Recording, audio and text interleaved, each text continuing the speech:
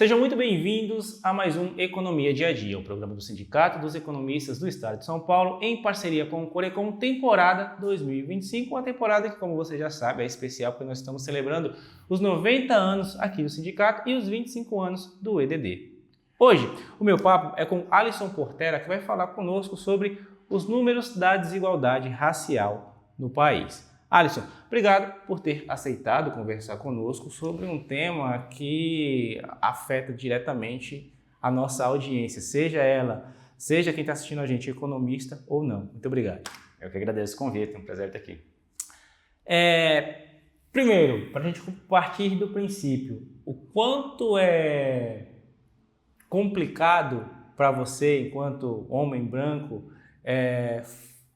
falar ou produzir conteúdo sobre isso e o quanto que as pessoas entendem, apoiam e acham bacana ou de certa forma rechaçam e esperam que esse conteúdo venha de outras fontes. Assim. Perfeito. Para mim, de modo geral, assim, eu já estou estudando esse tema há muito tempo, né? Eu comecei a estudar ele um pouco antes do início do meu doutorado, em 2016. Minha tese de doutorado foi sobre esse tema da desigualdade racial, então eu estou há muito tempo já engajado. De modo geral, um debate muito mais acadêmico do que político, né? Então acho que isso é importante diferenciar, né? Então na academia eu acho que são termos mais técnicos, tem uma abordagem mais técnica, olhando a partir dos dados, embora, né, sempre haja controvérsias. Então, de modo geral, foi sempre muito tranquilo.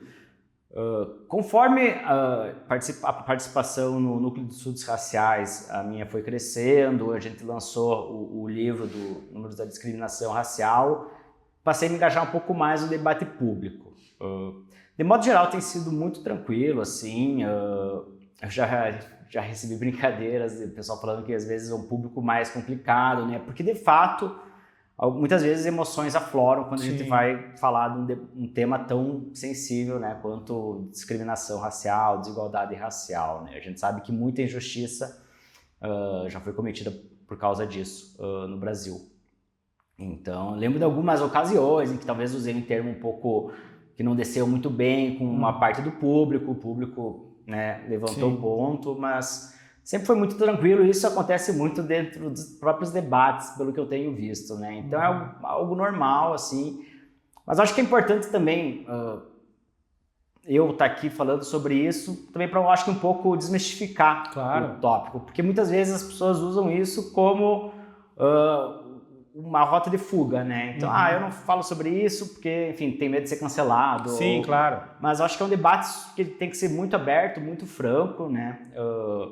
Mas lógico também, sempre, e o que a gente tenta fazer com o livro é mostrar, tem muita pesquisa sobre isso e tem como a gente falar sobre esse assunto, né, de uma maneira muito embasada e baseado em fatos, baseado em pesquisas, né? Você falou que o debate que você faz na academia é um debate diferente do debate político que a população de um modo geral faz, mas de certa forma um influencia o outro, esse debate político influencia nos indicadores, quando você vai olhar lá com lupa os números, refletem o que está sendo debatido do ponto de vista político e o contrário, nesses debates mais da sociedade civil, eles já estão sendo mais embasados nesses números que vocês produzem lá na academia? Não, com certeza. Isso daí é sempre um vai e volta, né? Acho que isso não tem como negar. Então, na maneira que a gente produz conhecimento, a gente não só no núcleo, né? Mas, assim, a gente está chegando, na verdade, tarde nesse movimento do debate. Isso daí já vem há quase um século agora, se for, dependendo de como é que tu quer começar a contar. Na verdade, é mais de um século se pensar que o movimento negro surgiu desde o início, na época já da escravidão, né? Na luta pela abolição.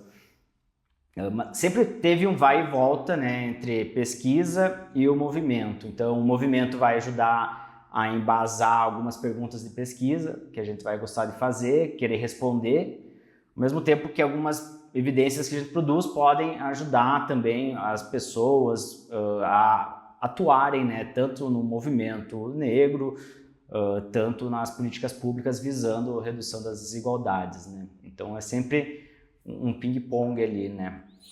Hoje, quais são os indicadores sociais e econômicos que vocês analisam para chegar nesses números aí da desigualdade racial? Perfeito. A gente olha para várias dimensões, né? Então, a desigualdade racial, ela se manifesta em várias dimensões da vida, né?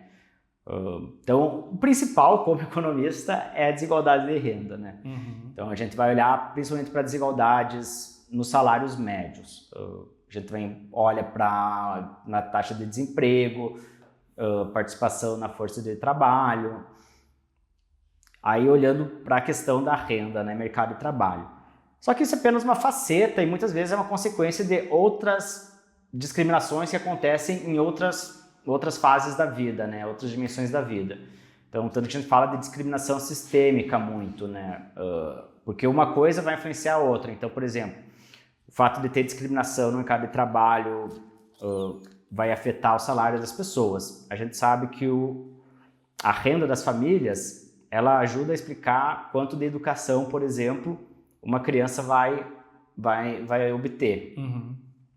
Agora, a educação também vai influenciar na renda. Então, né, isso é um sistema, isso é um ciclo. Então, a gente também olha muito para a desigualdade na educação, a gente olha muito para a desigualdade na representação política também, para a violência, para o acesso a serviços de saúde, anos de longevidade. Né? Então, são várias dimensões que a gente olha.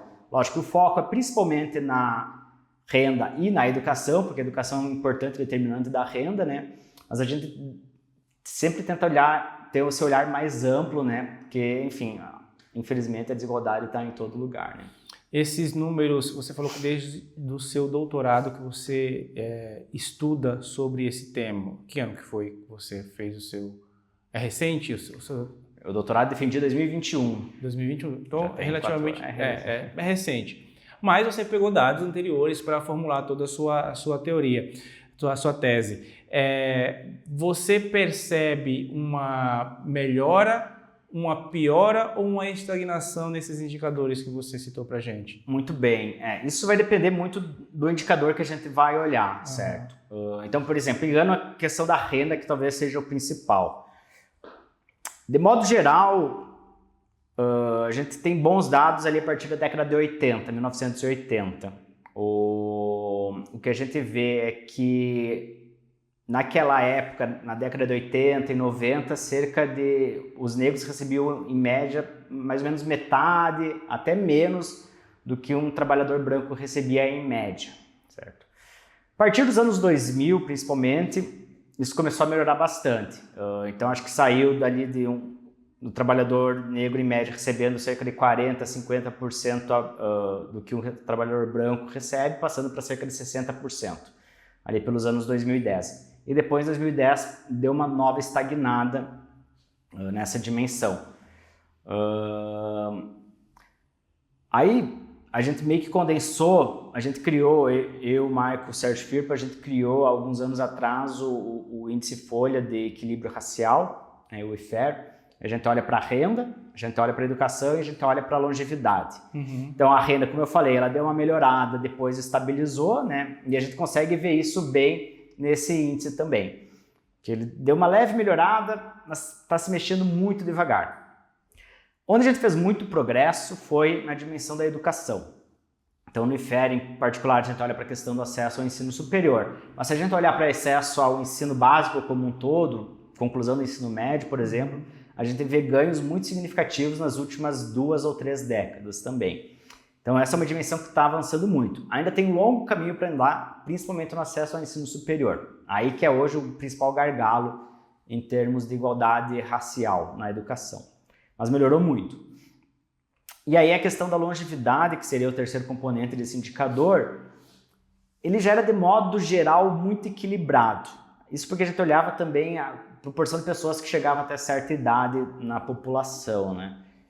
Porém, o que a gente viu nos últimos anos foi uma piora marginal nesse indicador, assim, não é algo absurdo, mas enfim, é algo para se refletir sobre, né, pensar. Nossa hipótese é principalmente porque isso reflete, acho que as novas tecnologias, né, de saúde, elas são muito caras, né? Então, eu acho que o acesso a esses novos equipamentos, novos procedimentos, fica muito restrito a uma elite e fica mais difícil acessar, mas é hipótese, né? Quando vocês analisam essa questão da longevidade, vocês levam em consideração também a questão da violência? Porque, por exemplo, a gente analisa o anuário da violência, a gente vê que o número de jovens negros que morrem, sei lá, por exemplo, vítimas de violência policial é infinitamente maior do que jovens brancos, assim. Sim. Nesse indicador em si, ele incorpora apenas indiretamente isso, né? Uhum. Seria, enfim, reflexo dos jovens que morreram até os seus até, sei lá, 30 anos e não chegaram até a idade mais tardia. A gente não tem um impacto muito grande, né? Porque a gente estava olhando também uma faixa muito restrita da população, acima dos 60 anos, né? Mas, de fato, as diferenças na exposição à violência, à vitimização, elas são gritantes, é algo realmente muito impressionante, sim. Então, cerca de 80% dos homicídios entre jovens é cometido contra pessoas negras, né? Então, é realmente uma expressão muito forte aí do racismo e da discriminação no nosso sistema e que, claro, vai afetar, né? Então, se hoje a gente tem uma equiparação desse ponto de vista da longevidade, mas se a gente for analisar mais profundamente esses dados, se a gente tivesse uma redução nessa questão da violência, provavelmente o grupo de pessoas negras e pardas teria maior. Sim, esse índice, a princípio, deveria estar melhor, né? E o que a gente vê ao longo do tempo é, como eu disse, a renda está meio estabilizada, a educação está melhorando muito e a longevidade ela está patinando um pouco, né? Quando você fala que a educação está melhorando muito em relação à qualidade da educação que essas pessoas recebem ou do acesso à educação? É do acesso. Isso é uma pergunta muito interessante, porque a gente inclusive tem um estudo nosso que a gente está terminando esse ano, que é justamente o título dele, provocativo, é quantidade sem qualidade. Uhum. Então a gente está olhando basicamente para o acesso ao ensino básico.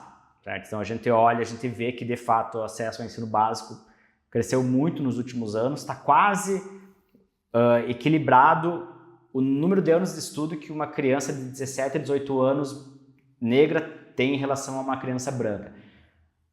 Só que até os 17 a 18 anos, em anos de estudo. Uhum. Porém, quando a gente olha para os dados de qualidade do ensino, medido ali pelo Prova Brasil, pelo Ministério da Educação, a gente vê que as diferenças estão basicamente estagnadas, piorando um pouco em relação à população negra, em relação à branca, né? Então, essa qualidade da educação ela não está vindo da mesma forma que o acesso. Uhum. E isso, em parte, vai refletir no acesso daí ao ensino superior, que eu falei que ainda tem muitas barreiras para serem superadas, né? E quando a gente fala da questão de gênero e da evasão escolar, por exemplo, como que são os dados nesses indicadores? Perfeito. Essa discussão, né, do gênero e raça é algo que a gente vê muito, né? E isso é interessante que, na verdade, na questão da educação, ele é um pouco mais... tem algumas nuances aí. Na verdade, quem se dá pior, de modo geral, na educação são os meninos ao invés das meninas, né? Então, as meninas tendem a estudar mais. Então, quando a gente for olhar os dados, a gente vai ver que quem está pior em termos educacionais são os meninos negros, principalmente os meninos pretos, né, de acordo com a classificação do IBGE. As meninas brancas vêm disparado lá na frente, sim, né? Então a gente vê como um grande desafio aí dos jovens homens negros é justamente essa questão do acesso à educação, que é muito precarizado. Isso provavelmente vai muito precarizado, né? No Brasil, de modo geral, a educação é muito precarizada. Se a gente restringir para a população negra, é pior ainda, né? Então esse é um grande desafio também a ser enfrentado por essa população. Você falou do indicador da saúde. Você, quando analisa isso, você analisa o acesso a serviços básicos de saúde, né?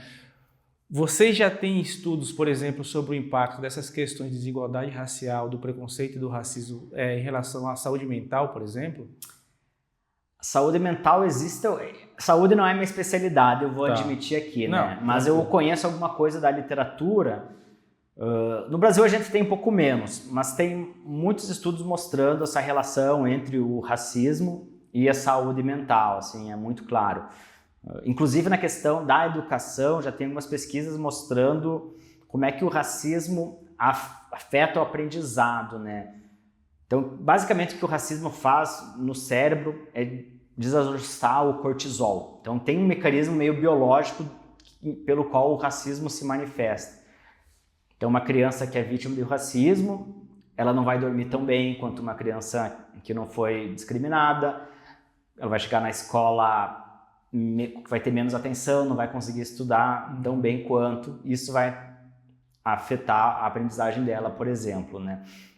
É claro, sem encontrar várias outras facetas pela qual o racismo também se manifesta, o quanto que as crianças têm aspirações de se tornarem profissionais super qualificados, né? Eu lembro uma vez, numa palestra, eu vi um professor negro comentando sobre como que ele descobriu que ele era negro. E foi quando ele tinha cerca de 11 anos, se eu não me engano, e ele falou para a professora que ele queria ser advogado, a professora falou que ele não podia ser advogado. Então isso também é uma forma pelo qual o racismo se manifesta, né? Na formação das aspirações. Mas tem alguma literatura sobre isso, né, da saúde mental, e também tem alguma coisa mostrando que de fato existe discriminação dentro do sistema, né? De modo geral, o SUS, ele é muito acessível para toda a população, mas tem uma pequena fração da população que não consegue ter acesso, que é, de modo geral, a população negra, principalmente a população preta.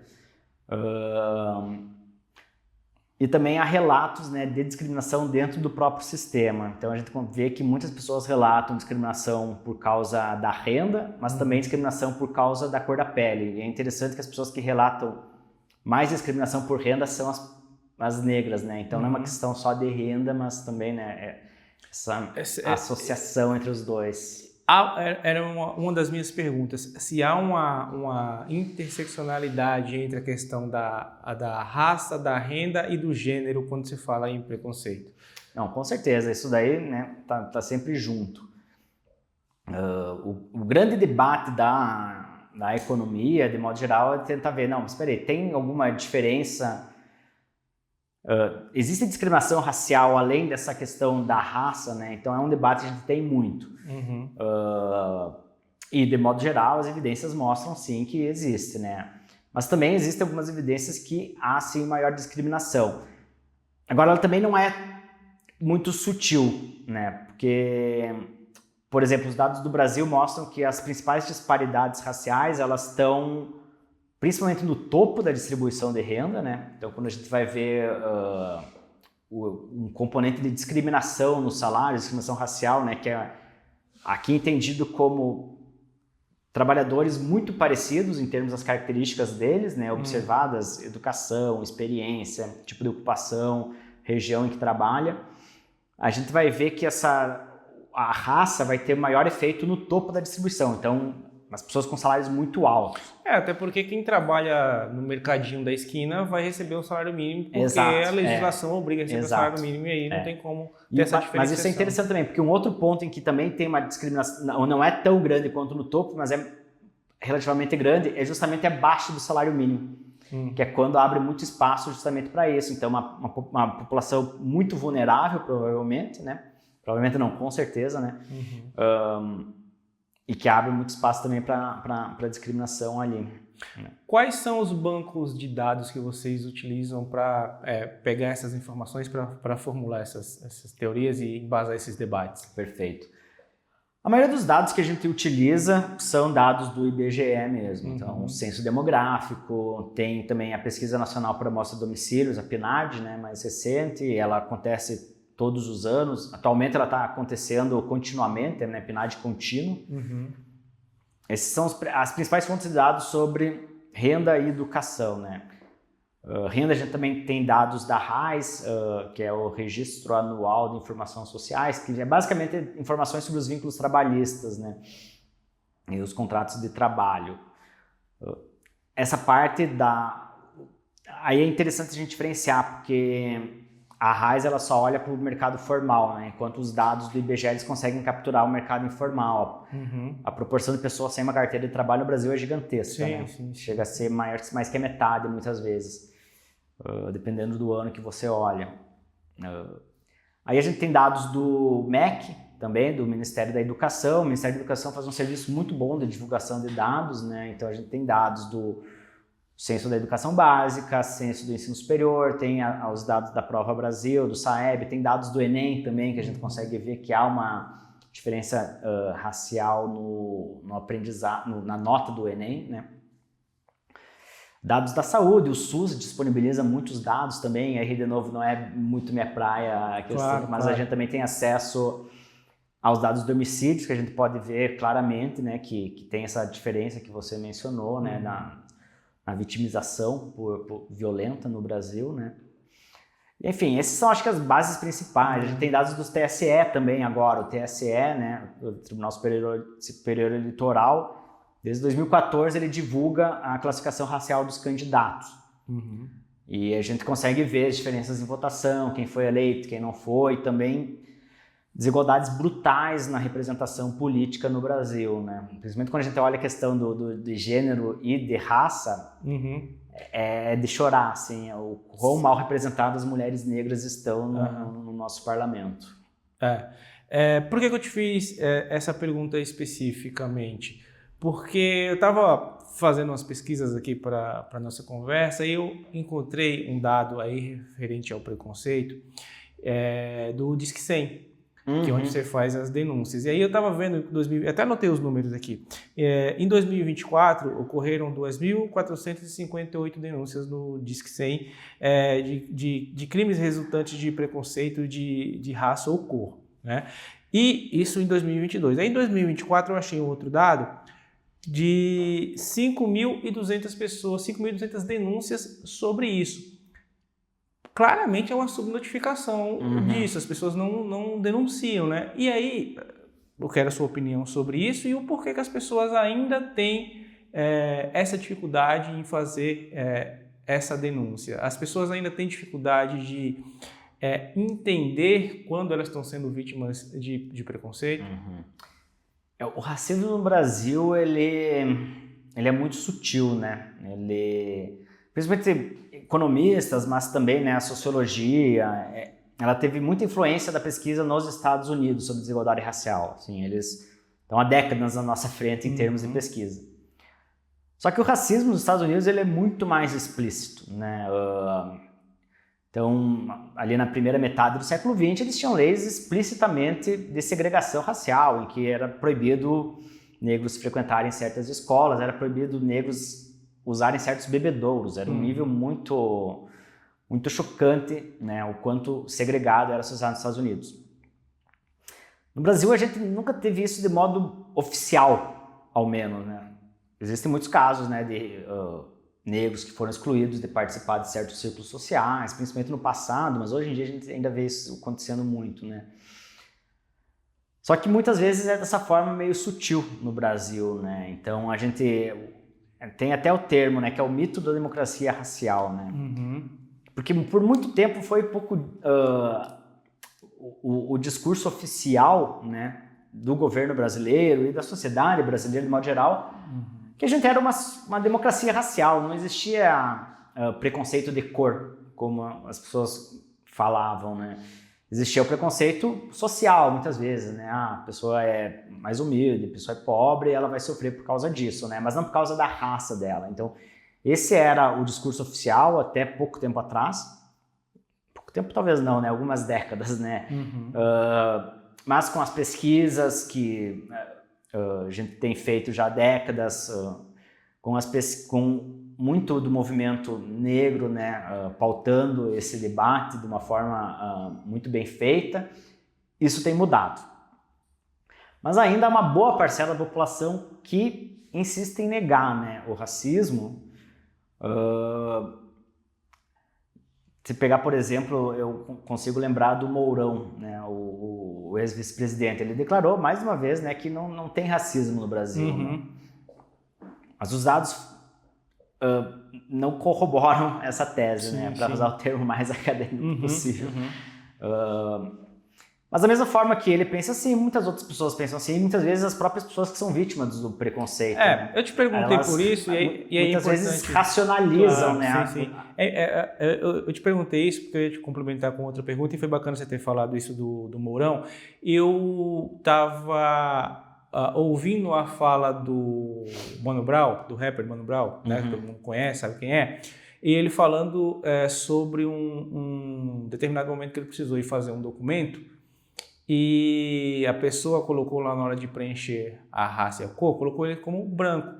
E aí ele, porque ele né, apesar de negro, tem um tom de pele um pouco mais claro. E aí ele questionou a pessoa, não, por que você me colocou como branco? Ele falou, não, você não quer que eu mude. E aí o plot é que a pessoa que fez isso, que preencheu esse documento, tinha o mesmo tom de pele dele, e aquela pessoa não se enxergava como sendo negra ou parda. Se enxergava como branca. E aí, talvez as pessoas ainda tenham essa dificuldade de se enxergar como negras, e talvez por isso elas não sintam como deveriam sentir esses preconceitos, e isso talvez resulte nessa baixa denúncia de casos. Talvez tenha essa correlação? Não, com certeza. É como eu ia dizendo, muitas vezes as pessoas são vítimas de preconceito, mas elas ou não pensam muito sobre o assunto, ou acham que foi preconceito de renda, não de cor, por exemplo, né? Mas essa questão racial no Brasil, ela também tem essa diferença em relação aos Estados Unidos. Os Estados Unidos, de modo geral, é muito claro quem que é negro e quem que é branco. Né? Então, a miscigenação racial nos Estados Unidos foi muito menor do que no Brasil. No Brasil, teve essa miscigenação muito maior, a gente tem essa grande variedade de tons de pele, né? E, no fundo, o que é raça, certo? Né? O que é? É uma construção social, não tem uma lei na biologia dizendo que uma pessoa é negra, outra pessoa é branca, né? De fato, a biologia, ela até já mostrou mais de uma vez que o conceito de raça, do ponto de vista biológico, ele não faz nenhum sentido. Sim. Não existe raça na biologia. É um conceito social. E ele é construído socialmente. E essas barreiras, né, nas fronteiras, né, de quem que é branco, quem que é negro, isso é algo fluido, isso não está escrito em pedra, né? Então, o contexto social vai influenciar como que as pessoas são percebidas, né? Acho que talvez uma das histórias mais famosas nesse sentido é o Machado de Assis, né? Machado de Assis nasceu negro e morreu branco. Né? Então tem esse processo muitas vezes de como é que é o termo, que é o dinheiro embranquece. Essa é também uma frase clássica, né? Então que a pessoa sendo... Triste, né? É triste, mas né? Triste. Isso é interessante porque, na verdade, até tem algumas evidências nesse sentido, né? De que a classe social da pessoa, quanto mais elevada, aumenta a probabilidade dela se classificar como branca. Mas recentemente a gente tem visto uma mudança nesse processo, principalmente as pessoas com alta educação têm se classificado muito mais como negras. Então isso é em parte mérito do movimento negro, que tem pautado muito isso, em parte o aumento da escolaridade no Brasil, que tem também colocado mais pessoas, né, em alguns círculos sociais que antes eram exclusivos das elites brancas, né, ensino superior, acho que é o caso clássico, né, isso tem feito com que as pessoas de nível educacional mais elevado, ensino médio completo, ensino superior, elas, nos últimos 20 anos, elas tenham tido uma maior consciência, né, e ser enegrecido. É um processo que a gente consegue ver assim nos dados do censo, por exemplo. Até para que essas pessoas que ainda têm essa dificuldade de se identificar como sendo negras... Nossa, agora eu estou preocupado como que eu vou formular essa pergunta. Vamos lá. Vamos lá, não corta isso não, deixa aí. Como que esses preconceitos... Você falou da questão salarial no topo da pirâmide, você falou do acesso à saúde, do acesso à educação. Mas até para que esse debate aconteça em outras esferas, como que esses preconceitos eles se manifestam? Como que as pessoas podem se identificar essa discriminação ocorrendo? Vou te dar um exemplo banal só para exemplificar o que eu estou querendo dizer. Ontem eu fui a um supermercado eu estava vindo de um trabalho, eu estava com a minha mochila nas costas, eu precisava comprar um produto. Eu simplesmente entrei no supermercado, peguei o que eu precisava, fui no caixa, paguei e fui embora. Ao sair, um amigo meu me mandou uma mensagem, um amigo negro, e aí, depois que eu parei de falar com ele, me deu esse clique. Eu falei, se talvez fosse esse meu amigo eu entrar nesse supermercado com a mochila nas costas, talvez tivesse alguém de olho nos movimentos dele, o que obviamente não aconteceu comigo. E aí sim, eu percebo o meu privilégio por causa do tom da minha pele. Como que esses preconceitos, essa discriminação vai acontecendo no dia a dia para que as pessoas possam até ficar atentas a isso e denunciar e alertar as outras ao seu redor sobre o que está acontecendo? Perfeito. E cobrar postura de empresas e marcas, etc. também, né? Exato, exato. Então, a discriminação, ela acontece das mais variadas formas, né? No dia a dia, dentro das empresas, nos ambientes sociais, né? Esse seu caso que você está pensando é muito interessante, que, enfim, tem muito a ver com o que o pessoal do movimento negro e pesquisadores se referem muito à branquitude, né? Branquitude parece um palavrão, assim, a branquitude, né? Mas o que ela quer dizer, na verdade, são esses privilégios que a população branca... Eu não gosto de usar esse termo privilégio porque, enfim, não ser discriminado não é um privilégio, né? Mas assim, é que dentro do contexto não deixa de ser. E assim, é uma coisa banal. Porque assim, quando a gente... Que a gente não pensa, né? Vai para o debate falar sobre privilégio, as pessoas acham... Vai para a questão salarial, né? Vai para, sei lá... os protagonistas das novelas da TV.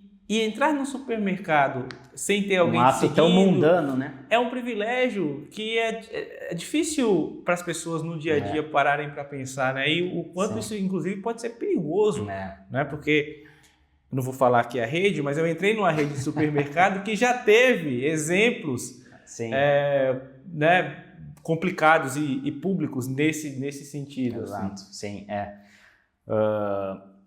Não, com certeza. E é uma coisa que é tão mundana, né, que muitas vezes a gente nem pensa que o simples ato de entrar no mercado pode ser perigoso para uma parcela da população, né? Então eu acho que isso daí são algumas coisas pequenas, né, que é importante as pessoas conscientizarem, né? Acesso a prédios. Muitas vezes a portaria simplesmente me deixou entrar, não fez grandes perguntas, né? Eu imagino se elas fariam a mesma coisa, né, com um jovem negro. Tem outras formas, né, que acho que principalmente no mercado de trabalho são coisas interessantes da gente pensar, né? Muitas vezes as contratações nas empresas, elas acontecem no boca a boca, né? Se tem alguém para se eu estou precisando de um jornalista para fazer um serviço, eu posso conversar contigo, ou não tem alguém para me sugerir, alguém que tu conheça. E o que acontece? Muitas vezes, isso é um padrão muito bem reportado em basicamente todas as sociedades, que a gente chama de homofilia, né? Então, homofilia é a tendência das pessoas se estabelecerem vínculos com pessoas parecidas com elas, seja em termos de gênero, né? A maioria dos meus amigos são homens, imagino que a maioria dos seus amigos também sejam. Em termos de classe social, né? Então, eu cresci numa classe social, as pessoas com quem eu interajo são da minha classe, né? E também na cor da pele, né? Então, se eu for sugerir para você um economista, provavelmente o economista que eu vou sugerir vai ser uma pessoa parecida comigo, um homem branco, né? Então, um jornalista, você vai me sugerir talvez um jornalista negro. E quando, então, os diretores de RH ou o pessoal do alto nível das empresas pensam em candidatos no mercado de trabalho, provavelmente eles vão também, se eles forem homem branco, vão estar sugerindo outros homens brancos para ocupar a mesma posição. Então veja que não é uma coisa que é necessariamente aquele preconceito mais brutal do racismo, né, explícito, mas que acaba afetando, né? E tem pesquisas mostrando que isso afeta, né? Pesquisas mostrando como as pessoas que você aceita ou não no seu LinkedIn, a cor da pele delas vai fazer diferença, né? O nome que aparece no currículo faz diferença na hora de contratar, né? A gente tem um exemplo clássico de um estudo nos Estados Unidos, né, que o título é Jamal e Lakeisha, não, Greg e Jennifer são mais empregáveis do que Jamal e Lakeisha, né? Para nós brasileiros isso não faz muito sentido, né? O que significa isso? Mas Jamal e Lakeisha são nomes tradicionalmente negros nos Estados Unidos, enquanto Greg e Jennifer são nomes tradicionalmente brancos. Então eles enviam currículos similares para as mesmas vagas de emprego, com apenas a única diferença é o nome, e eles veem que os nomes mais associados a pessoas negras têm uma taxa de retorno menor, né? Então muitas vezes o nosso inconsciente está atuando nisso. Então, enfim, eu acho que nesse sentido essa questão do letramento racial, que é um termo muito comum, né, da gente ouvir no debate, eu acho que é um pouco sobre isso também, entender as diversas formas em que a discriminação pode atuar e que muitas vezes elas são extremamente sutis, como entrar num supermercado, né, sugestões de pessoas para fazerem serviços para certas vagas de emprego, né. Então é muito complicado, né, eu acho que, enfim, a própria maneira como trata, tem pesquisas mostrando que os professores punem mais as crianças negras que as crianças brancas, né. É mesmo? Sim, pelo mesmo... Tem inclusive uma pesquisa muito clássica aqui, usando dados de São Paulo, que foi publicado Foi publicado em 2015 esse estudo. Eles comparam as notas que os alunos têm num teste padronizado que é corrigido por computador com as notas que eles têm quando uma prova é corrigida pelos professores. Eles veem que as notas que os alunos negros tiram quando os professores corrigem, é menor do que quando a máquina corrige, né? Caramba! Então, existem sutilezas assim que vão permeando todo, né, a vivência das pessoas, né? Então, nesse sentido, a gente tem que estar sempre alerta, né? Sim. E aí, essas sutilezas, elas são revertidas também através de políticas públicas. A minha pergunta é, esses dados todos que vocês estão produzindo, vocês estão levantando, eles estão sendo utilizados por governos, pelo Estado como um todo, para a formulação de políticas públicas, ou por enquanto está só na fase do debate acadêmico e vocês estão falando só entre si? Eu espero que sim, espero que sejam sendo usados. De fato, a gente tem tido conversas já com alguns órgãos do governo para, né, ajudar, passar informações, né, qualificar o debate. A gente não atua diretamente com os governos na formulação, né? Mas, de fato, as políticas, os testes, a gente não sabe direito exatamente o que funciona e o que não funciona muitas vezes, né? Então, por exemplo, uma coisa que a gente já tem muita boa evidência de que foi muito bom para reduzir a desigualdade racial foi as cotas, né? Então, isso eu acho que um dos capítulos do livro Números da Discriminação Racial foi escrito por 2 professoras que faz uma revisão dessa literatura para o Brasil, né? E ali basicamente em contexto, assim. As cotas raciais ajudaram a colocar mais negros nas universidades públicas, né? Lógico que não é só a cota racial, tem a cota, né, social também. Muitas vezes as pessoas não sabem direito como é que funciona e criticam que não deveria ser racial, deveria ser social, mas ela é os dois, na verdade. Né? Mas ao mesmo tempo tem algumas coisas que a gente não sabe direito como funciona e que a gente está só aprendendo agora, né? Então eu vou dar um exemplo. Nas últimas semanas o MEC tem promovido alguns eventos para discutir a política de equidade nas escolas, né? Como eu já mencionei, né, a desigualdade no aprendizado segue estável, se não piorando, né? E ela é considerável. Uma parte dos problemas elas estão envolvidos com as regiões em que as pessoas moram, né? Então, a maioria da população negra está no Nordeste. O Nordeste é mais pobre, as escolas do Nordeste são piores. Isso explica, em parte, o pior desempenho a nível nacional da população negra, né? Mas, lógico que dentro da mesma escola, dentro da mesma turma, os alunos negros também têm desempenho pior, né? Então, parte dessas políticas públicas vão ser, né, vamos olhar para o macro, né, passando mais recursos para os estados mais pobres, para as escolas que precisam de melhor infraestrutura, contratar melhores professores. Mas parte também como é que a gente vai ajudar essa criança que numa mesma sala de aula, mesmo nível socioeconômico, ela tem um desempenho pior do que o coleguinha branco, né?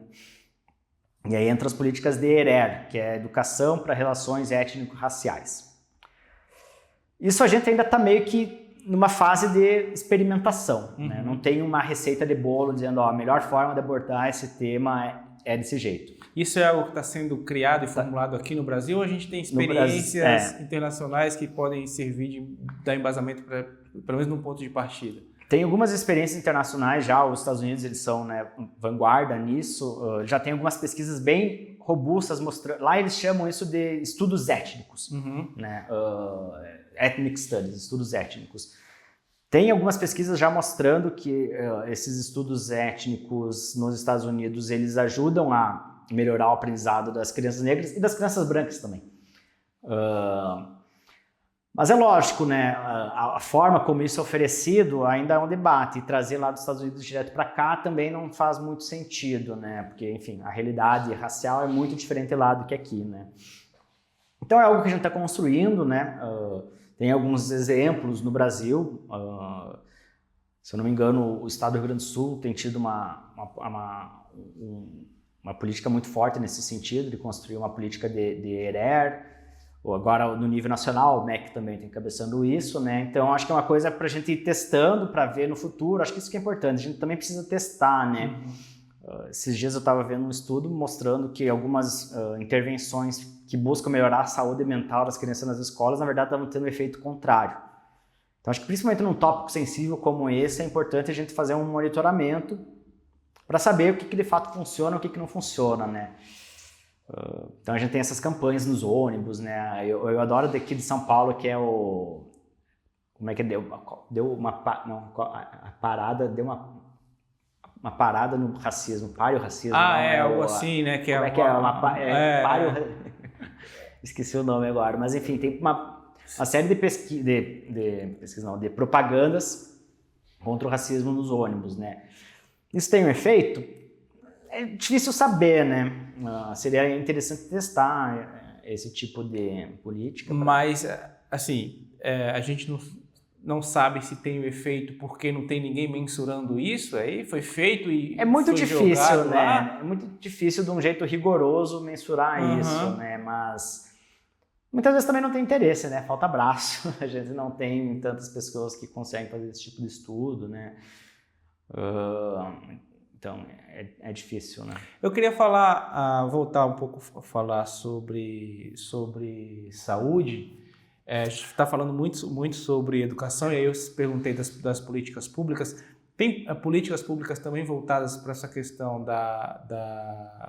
da saúde, porque eu sei, por exemplo, que, não sei como que está agora os números, mas até pouco tempo atrás os números da violência obstetrícia contra mulheres negras também era muito elevado em comparação com mulheres brancas. Vocês estão pensando nisso também e estão discutindo com entes a criação de políticas públicas para, pelo menos, melhorar esse cenário? Sim. Eu sei que existe uma discussão entre o pessoal da saúde sobre isso. Eu acho que é um tema que tem sido mais recorrente entre eles também. Mas aí, de fato, não é muito minha praia, assim. Eu conheço pouco essa área. Eu sei que tem alguns pesquisadores que estão focados nisso e estão pautando esse debate, mas eu conheço pouco o trabalho deles. Mas eu sei que existem políticas nesse sentido, né? Eu só não sei exatamente o que seriam as melhores recomendações nessa... Não, tranquilo. Eu acho muito bacana você falar isso, porque mostra o quão é complexo e quantas vertentes tem dentro dessa, quando a gente fala da questão racial. As pessoas... do modo geral, podem tender a imaginar que é só a questão da repressão, Sim. Né? De dar publicidade ao tema, que é muito importante, que deve ser feito mais e mais, mas você vê, até você que trabalha com isso, estuda esse tema, tem dificuldade de responder alguns pontos, porque são muitas vertentes e muitos pontos que devem ser atacados ao mesmo tempo para a gente poder, de repente, no final, ver uma melhora desses indicadores que a gente falou no começo da nossa conversa, né? Sim, com certeza. É um tema complicado, mas eu acho que é um tema que não deve ser evitado. Eu acho que esse que é o ponto, né? Sendo um tema debatido com respeito e sempre buscando embasamento, né, no que tem de melhor por aí em termos de pesquisa, eu acho que vale participar. Você acha que é muito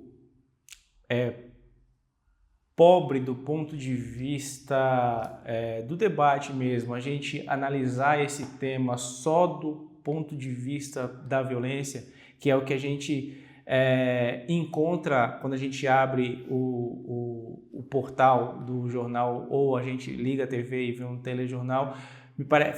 Parece para mim muito claro que o debate da questão racial está sendo visto ou está sendo mostrado para a população como um todo muito do ponto de vista da violência, né? Sim.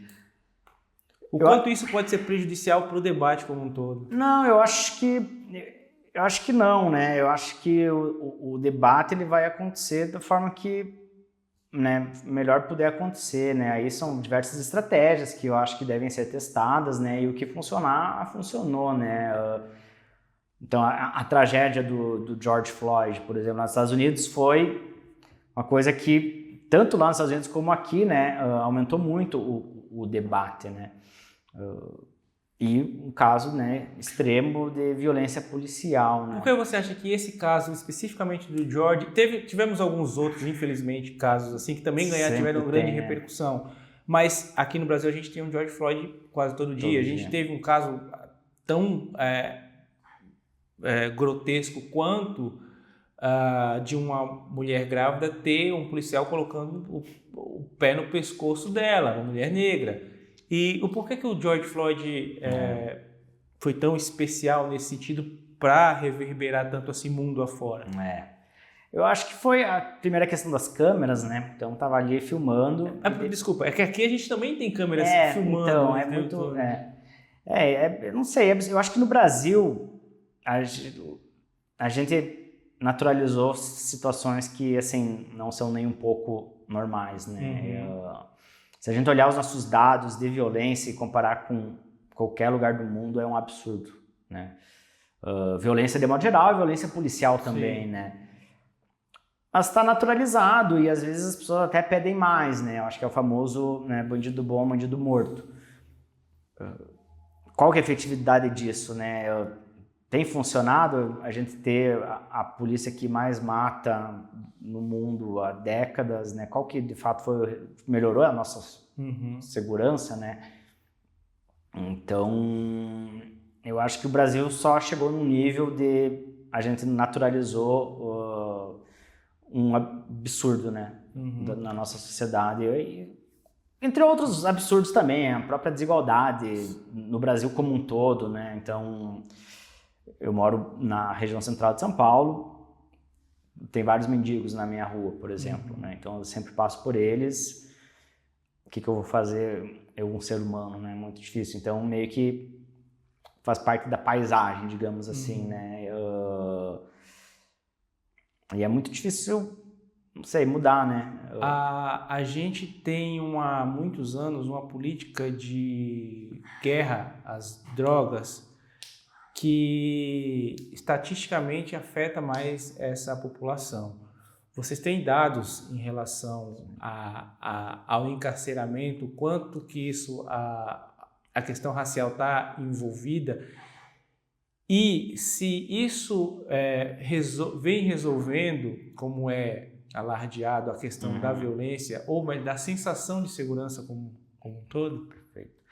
A gente tem um estudo muito bacana ali, eu não participei desse estudo diretamente, mas é um estudo de alguns pesquisadores ali do Núcleo de Estudos Raciais, que é justamente sobre isso. A gente teve acesso a alguns dados da Secretaria de Segurança de São Paulo sobre apreensão de drogas. Então, e a gente mostra que para uma mesma quantidade de droga, as chances de alguém negro ser enquadrado como traficante ao invés de usuário são maiores. Então isso já mostra um pouco, né, da discriminação. Então, quando na verdade deveria ser um critério de certo modo objetivo, que é a quantidade de drogas que a pessoa estava portando, entra esse componente subjetivo que é a raça dela, né? E acaba... Agora eu não vou saber citar, mas são algumas dezenas de milhares de encarceramentos a mais que esse pequeno viés incluiu, né?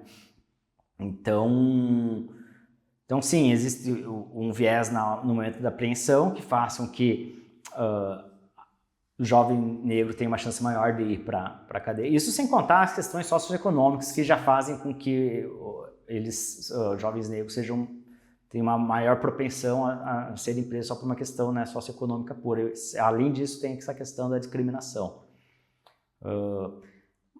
Mas novamente, assim, a violência também não é uma área de estudo minha em que eu me aprofundei muito, né? Há sempre um debate de que, né, é mais repressão ou é melhorar o socioeconômico, né? São as duas coisas, na verdade, né? Só que a repressão também, eu acho que ela não é só vamos prender mais gente, mas é também, né? Vamos manter quem precisa estar preso de fato, né? E tem a questão socioeconômica que muitas vezes é negligenciada. Acho que acho que seria o principal. Só que, lógico, isso daí é uma questão muito mais a longo prazo, né? E é mais difícil de mudar. No curto prazo, de fato, que tem de ferramenta é a questão policial, mas ela não tem sido muito efetiva porque eu acho que muitas vezes ela parece ser feita de modo arbitrário.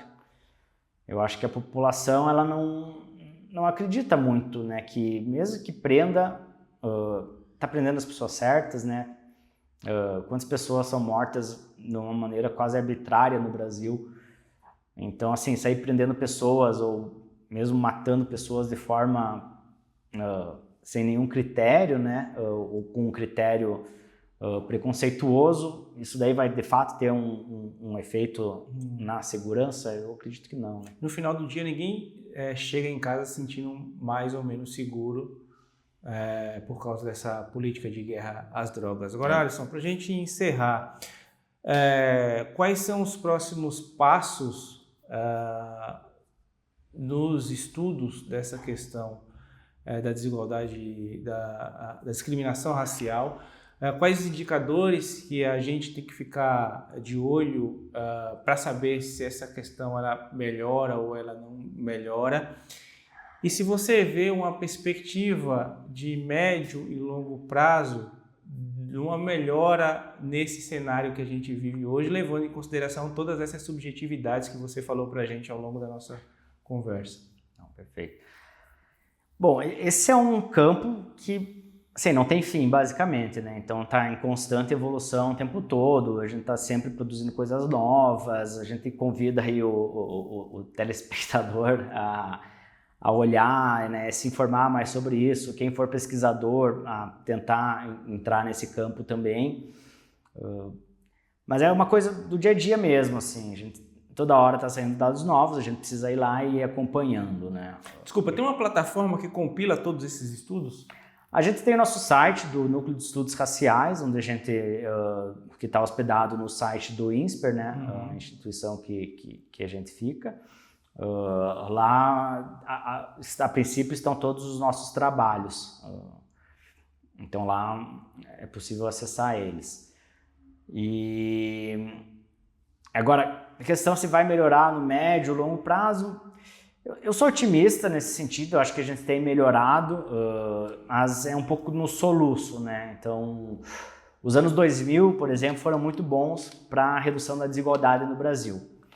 Agora, a gente entrou em recessão ali nos meados dos anos 2010, a desigualdade também parou de cair, né? O que, de certa forma, é até uma boa notícia, né? Então, quando a gente estava crescendo, a gente também estava conseguindo reduzir a desigualdade. Então, eu torço para que isso melhore, porém, ao mesmo tempo, tem um sinal de alerta ali, né? Que, embora a gente tenha visto uma queda na desigualdade de renda, de modo geral, a gente não viu uma redução naquele componente mais discriminatório, que é tipo, quando trabalhadores muito similares, né, a única diferença é a raça deles, esse tem permanecido quase estável nos últimos 40 anos, né? Então, digamos, o núcleo mais duro, né, da discriminação, da desigualdade, ele tem se alterado pouco no Brasil. Mas eu acho que é um tema que tem ganhado muita atenção na última década, e espero que o brasileiro tenha essa coisa de saber que o racismo é uma coisa errada, né? Só que muitas vezes ele não sabe como é que o racismo funciona. Eu acho que na medida em que isso for sendo debatido, talvez a gente consiga, né, se dar conta de algumas sutilezas e conseguir trabalhar em cima delas para melhorar aí no longo prazo. Alisson, obrigado por ter aceitado conversar com a gente. Eu que agradeço. Eu fiz a melhor entrevista possível para esse momento. É um tema muito complexo. Obviamente, a gente vê algumas coisas, mas a gente não sente a maioria delas. Então, eu não tenho a pretensão de te fazer todas as perguntas que são pertinentes sobre esse tema. Eu espero que eu tenha ajudado o pessoal de casa a entender um pouco melhor. Eu tenho certeza que você ajudou bastante a esclarecer vários pontos.